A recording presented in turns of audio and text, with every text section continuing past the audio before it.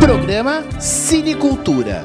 Apoio cultural Mercantil, a sua concessionária Volkswagen Atibaia e região. Morente Forte Comunicações. Jaque Janine, a beleza completa. Artworld, soluções em comunicação. Viação Atibaia, leve a Viação Atibaia com você. Rádio Mix FM Atibaia. 35ª Festa de Flores e Morangos de Atibaia. Olá, sou Cris Siqueira e estamos começando mais o Cinecultura, como sempre, ótimas dicas de teatro para vocês. E para começar, temos a pós-temporada de sucesso no CCBB, onde estreou a peça Língua aos Pedaços, que traz no elenco Ana Cecília Costa e Marco Antônio Pâmio, sob direção de Elias Andreato. Entra em cartaz o Teatro Eva Harris para as apresentações aos sábados às 18 horas. Este é o espetáculo comemorativo do 5º centenário de nascimento de Teresa d'Ávila, santa e poetisa espanhola. A peça, baseada em O Livro da Vida de 1565, autobiografia de Teresa d'Ávila, mostra um fictício embate entre a Carmelita e o Inquisidor, que a acusa de subversão e heresia. No elenco, Ana Cecília Costa e Marco Antônio Pâmio e estarão aqui no Cinecultura. Então relaxe, fique à vontade que o Cinecultura está no ar.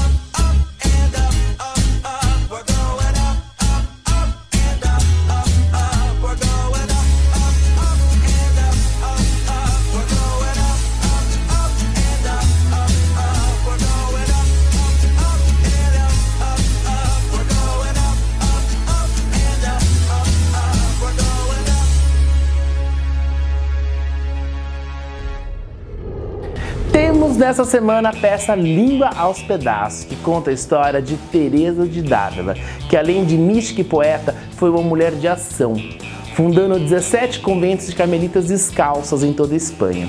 Como acontece com toda pessoa que está à frente do seu tempo, sobretudo tratando-se de uma mulher, foi mal compreendida e perseguida pelos setores conservadores da Igreja e da sociedade espanhola no final do século XVI. Para falar desse belo trabalho, recebo no Cinecultura agora a atriz Ana Cecília Costa. Vamos lá? Teresa. Entre panelas anda o Senhor. Escreveste isto. Entre panelas anda o Senhor. Parece-me perfeito que nos encontremos aqui, entre panelas. Sabes quem sou? Sei. Então também sabes por que estou aqui. Isso eu não sei. Hoje no Cinecultura recebo Ana Cecília Costa, depois de um trânsito louco de São Paulo para chegar aqui na Livraria Cultura. Bem-vinda ao Cinecultura, Ana. Obrigada, Cristiano. Prazer estar aqui conversando com você sobre o espetáculo A Língua em Pedaços. Fala um pouco desse trabalho antes de tudo. Gente, quem viu na Marília Gabriela a entrevista, com certeza ficou tão curioso quanto eu. Por isso que estou aqui para tirar todas as minhas dúvidas e curiosidades desse trabalho. Como que você chegou nesse texto? E conta um pouquinho da história de Santa Teresa. Como que você chegou nisso tudo? Bom, primeiro eu tinha um interesse pela figura da Teresa. Eu chamo Teresa porque eu sou atriz e ela é minha personagem, então eu já queria uma certa intimidade. Então, já falar com a Santa diretamente. Então vamos falar assim, um papo, né, Teresa? Mas enfim, eu já tinha um fascínio por ela, eu conhecia os poemas dela.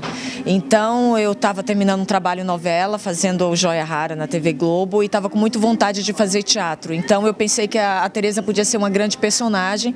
Comprei a autobiografia que se chama O Livro da Vida e ela escreveu muitas cartas, tratados espirituais, e eu comecei pela autobiografia e pensei que eu precisaria construir uma dramaturgia, um texto de teatro, convidar alguém, algum dramaturgo, e criar um texto a partir dos escritos da Santa Teresa d'Ávila. E conversando com um amigo daqui de São Paulo, o ator Washington Gonzalez, ele falou: olha, Ana, existe um texto recente, um texto de um dramaturgo espanhol chamado Juan Mayorga, que é sobre a Santa Teresa.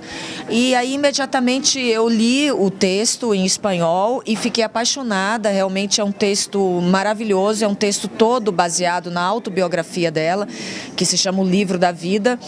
E Juan Mayorga foi muito feliz, assim, nesse texto ele acontece no convento São José, que é o primeiro convento de Carmelo Descalço que a Santa Teresa fundou. Então, assim, eu vou dar uma pausa e vou começar a falar um pouco da Santa Teresa, senão eu vou contar a história e as pessoas não vão saber quem é. A Teresa, ela é uma monja carmelita do século XVI, uma espanhola nascida em Ávila, e é uma mulher extremamente mística e tem uma relação muito profunda e muito íntima com Deus, sobretudo na figura do Cristo. E na época ela não conformada, assim, porque ela vivia no convento e, bom, ela também teve uma vocação religiosa tardia, era uma menina assim que enquanto criança vivia num ambiente assim que não era típico para a época, cujos pais estimulavam muito a leitura. Então ela foi uma mulher muito ligada aos livros desde criança, e com isso ela desenvolveu, inclusive a própria vocação dela espiritual partiu da leitura dos livros espirituais. Uma pessoa instruída em todas as formas, né? Tanto na leitura quanto espiritualmente, né? Porque ela tinha formação própria dela, né? Exatamente, assim, numa época, a gente está falando de Espanha, século XVI, em que era inimaginável. As mulheres viviam para casar, para terem filhos e possivelmente morrerem de tanto parir, né? E a Teresa tinha uma avidez era uma sede de conhecimento muito grande. Então ela era uma devoradora de livros e isso foi estimulado pelos pais. De maneira que mais adiante ela resolve fazer ela não satisfeita com o ambiente do convento em que ela vivia, porque o convento na verdade era praticamente um pensionato de moças, quem não casava, ou era a época da descoberta das Américas, os homens iam, deixavam as mulheres iam parar no convento, então o convento... Toda aquela... A mulher era sufocada, né? A mulher vivia dentro de regras, né? Exatamente. E assim, ela não só criticava esse ambiente assim um pouco muito disperso e cheio de flertes e tudo, como também criticava o fato de que dentro dos conventos as moças eram recebidas de acordo com os dotes, com o dinheiro que colocavam. Então as mais ricas ficavam com celas, com quartos maiores, traziam inclusive empregadas, escravas. Ela falou assim, não, o que acontece é o seguinte, ela queria radicalizar a experiência dela vocacional religiosa e ela promove uma reforma que vai causar um grande barulho na igreja da época, sobretudo porque tratava-se de uma mulher, e aí ela reforma a Ordem do Carmelo e cria o Carmelo Descalço, que seria um resgate dos primeiros ideais cristãos, que é ideal de pobreza, de despojamento material, de recolhimento. Desapego total. Exatamente, um desapego total. Então isso cria todas as ideias dela e essa liderança dela em fazer essa reforma no Carmelo, isso começa a gerar um grande mal-estar dentro da própria igreja, em alguns setores. E aí a peça acontece e Teresa, assim, uma mística, como eu falei, uma poeta, uma mulher que escrevia poemas belíssimos, poemas místicos, mas assim, são poemas de amor ao Cristo, assim, que poemas quase eróticos, sabe? Porque a Teresa, ela tinha essa relação muito, muito viva. Ela fala, nós não somos anjos, nós temos um corpo. Então, isso, assim, o Deus dela... Se hoje já é algo que mexe, imagine na época, então, né? Então, assim, é uma espiritualidade também que passa pelo corpo, sensorial. É uma relação... a gente vê, tem aquela famosa escultura de Bernini que está na igreja da Itália, da Santa Teresa sendo flechada em êxtase por um anjo, porque isso de fato, né, aconteceu com ela e ela tinha esses arrebatamentos, essas experiências místicas. Uma guerra na igreja entre calçados e descalços. Uma guerra no mundo entre calçados e descalços. Convento, igreja, mundo tem que ser casa de iguais. Como iguais nos faz o batismo. O mundo mente ao chamar de Senhor quem é escravo de mil coisas. Então, tentando juntar um pouquinho tudo da história, a história se passa no convento de São José. 220 volts. Não, a história se passa na cozinha do convento de São José, que vem a ser o primeiro Carmelo descalço fundado por Teresa. E ela recebe nesse convento a figura de um inquisidor, que é uma autoridade eclesial. É um homem que vem confrontá-la e dar um parecer sobre o caso Teresa d'Ávila. Quem é essa mulher que está criando esse imenso barulho dentro da Igreja Católica? Essa mulher é uma bruxa? É uma mulher espiritualizada? Essa mulher diz que vê Cristo, diz que tem esses arrebatamentos, então... O que não se aceitava, ainda mais uma mulher ainda com um certo dom na época, né? O inquisidor é vivido pelo Marco Antônio Pâmio, falei certo? Exatamente, Marco Antônio Pâmio, grande ator de teatro, grande diretor daqui de São Paulo. As fotos, ele tá assim parece um personagem tão forte, o personagem dele, pela imposição que já tá, pra mim, gente, eu não assisti ainda, infelizmente, mas pelo que eu vi, eu falei assim, gente, é essa coisa mesmo? Eu tive a impressão certa? Assim, é um espetáculo que pede muito, é um espetáculo de dois atores, assim, um embate furioso e quente entre esses dois. A Teresa, essa mística, essa mulher tomada, apaixonada por Deus, e ele, um homem dogmático, um homem mais cerebral, um homem que não acredita naquilo que ela está falando. Só que os dois são duas personalidades muito inteligentes. E o texto de Rua Mayorga é um texto, inclusive, que ganhou o prêmio de melhor texto de obra dramática na Espanha em 2013. É um texto assim que requer muita entrega dos dois atores. Então, o que existe ali em cena é uma arena mesmo e os dois se degladiando. E o Pâmio é incrível. E o Pâmio está, na verdade... ele fica, nós estamos no Teatro Eva Hers, e a partir do dia 1º de agosto eu recebo um novo inquisidor.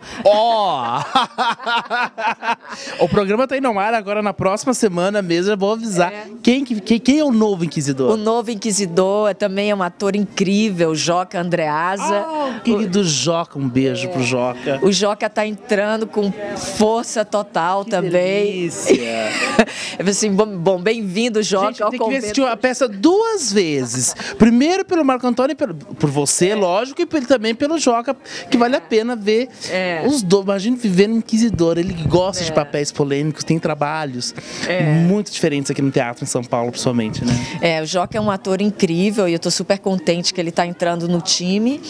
E enfim, aí agora o embate vai começar. Então essa peça, para as pessoas que conhecem a Santa Teresa d'Ávila, todas as pessoas que têm vindo, a gente tem recebido visitas de muitos religiosos, né? Porque... Isso que é difícil. Quando você pega, você não imaginou, gente, vai ter padres, freiras, vai estar todo mundo acompanhando o trabalho, que é mais ainda, né? Pois é, assim, por exemplo, né, para citar um exemplo, o Frei Beto nos assistiu a convite nosso. E o Frei Beto escreveu o prefácio da Santa Teresa, do livro da Santa Teresa. Ele fala, Santa Teresa é a mulher da minha vida, assim, é a minha grande referência espiritual, é a Teresa. E eu não dormi, falei, como é que eu vou representar a Teresa? Porque, né, porque a pessoa fica... E quando eu até peço assim pro pessoal da produção, falo, gente, não me diga quando vem Carmelita, quem vem, deixa eu viajar na minha maionese, assim, porque tá às vezes o maior sucesso. Tá. Então, assim, eu tô muito feliz, porque sábado passado, por exemplo, vieram um grupo de carmelitas e elas falaram assim, olha, a gente vê Teresa no palco. E, de fato, assim, eu me concentro muito, eu oro muito, peço muita proteção. Assim, peço proteção porque eu tô contando a história dela, né? Eu sou fascinado pela história de Santa Rita, que sou devoto de Santa Rita, de Cássia. Olha, como é a história de Santa Rita? Eu vou te contar depois que não vou falar muito, porque quem sabe ela não traz o palco. Santa Rita é uma história, uma mulher muito forte, que é amor à família, e ela abriu mão de tudo, o amor à família e amor a Deus. É uma história muito bonita, eu fico curioso, porque nós não... É um trabalho diferente no teatro, você não vê ensinando a história de uma santa. É algo diferente que você traz pro palco, não é? É assim, eu me interesso muito por esse tema. Eu acho que os santos, assim, na verdade, são humanos, né? São extremamente humanos e a gente desconhece, a gente vê como se fosse uma realidade muito distante nossa, mas não é. Sobretudo no teatro, e sobretudo, por exemplo, essa peça que nós estamos falando, e quando eu chamo Teresa e não chamo Santa Teresa, porque a minha personagem, eu estou mostrando a Teresa mulher. Assim, a pessoa ela tornou-se, né, uma grande santa, poderosa, uma grande mística, mas passa por todos os conflitos.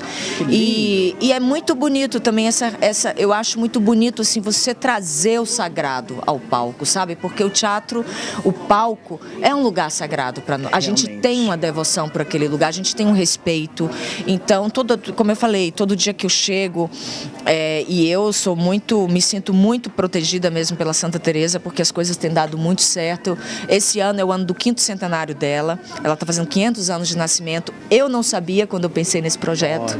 Eu falei, olha... Isso aqui foi uma mensagem? Eu falei, ela está querendo a festa de aniversário, gente. Então é aí.